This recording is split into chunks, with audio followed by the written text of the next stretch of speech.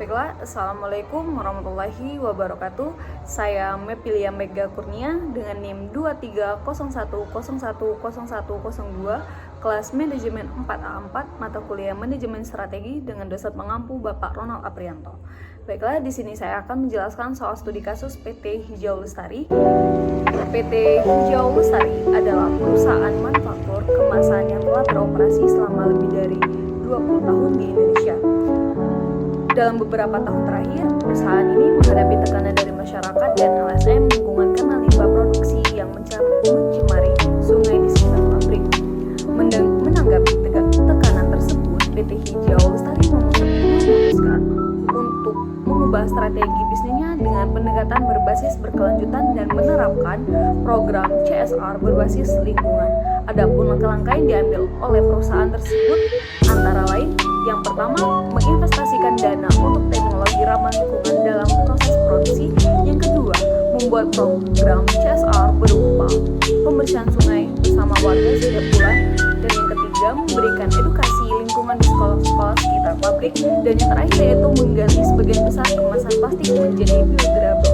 Pertanyaan yang pertama, analisis bagaimana implementasi strategi PT Hijau Lestari mencerminkan prinsip manajemen strategi berbasis lingkungan. Dan yang kedua yaitu apa saja manfaat strategi dari program CSR yang dilakukan di perusahaan. Jelaskan minimal 3 poin. Dan yang ketiga yaitu identifikasi dan jelaskan 2 tantangan utama yang mungkin dihadapi PT Hijau Lestari dalam menerapkan strategi berbasis berkelanjutan dan CSR. Dan yang keempat, buatlah analisis SWOT singkat terkait perubahan strategi yang dilakukan oleh PT Hijau Lestari. PT Hijau Lestari merupakan perusahaan manufaktur kemasan plastik yang telah beroperasi lebih dari 2 dekade atau 20 tahun. Dalam beberapa tahun terakhir, perusahaan menghadapi tekanan dari masyarakat dan lembaga swadaya masyarakat atau lebih disingkat dengan LSM lingkungan karena aktivitas produksi mencemari sungai di sekitar pabrik. Menyadari dampak negatif tersebut dan pentingnya berkelanjutan jangka panjang, PT Hijau Lestari mulai menerapkan strategi manajemen berbasis lingkungan.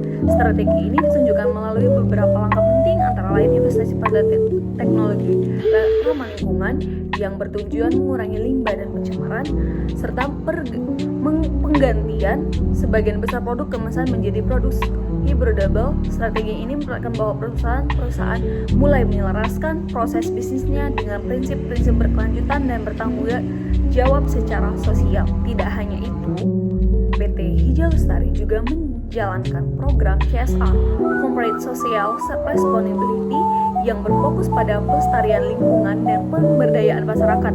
Program tersebut meliputi kegiatan pembersihan sungai bersama warga setiap bulan serta edukasi lingkungan di sekolah-sekolah sekitar pabrik. Langkah ini menunjukkan bahwa perusahaan tidak hanya berupaya memperbaiki citranya, tetapi juga secara aktif melibatkan masyarakat sekitar dalam menjaga lingkungan bersama. Implementasi strategi tersebut mencerminkan prinsip manajemen lingkungan yang menekankan pentingnya tanggung jawab sosial, pelibatan stakeholder, dan integrasi berkelanjutan dalam operasional perusahaan. Kemudian, program CSR yang dilakukan PT Hijau Lestari memberikan beberapa manfaat strategi. Yang pertama, kegiatan ini mampu meningkatkan reputasi dan citra perusahaan di mata publik, media, dan pemerintah. Reputasi yang baik sangat penting dalam menjaga keberlangsungan bisnis jangka panjang, terutama ketika perusahaan beroperasi di tengah masyarakat.